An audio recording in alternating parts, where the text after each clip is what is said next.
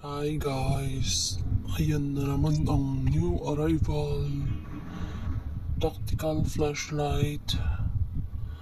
Ayan yung battery.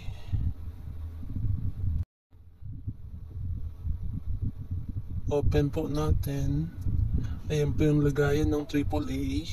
Then ito, ipasok po natin yung rechargeable na 18650. Takpan natin. Ayan na po sa madilim.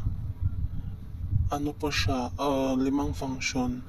High, medium, low, at blinker, SOS. Ito po, lagyan po natin ng AAA. Ayan po lagayan ng AAA.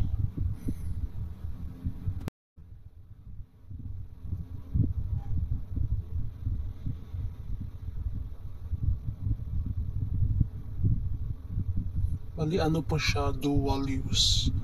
If ever pag burn out, pwede nyo siyang gamitan ng AAA. Ito po siya, abot siya sa malayo.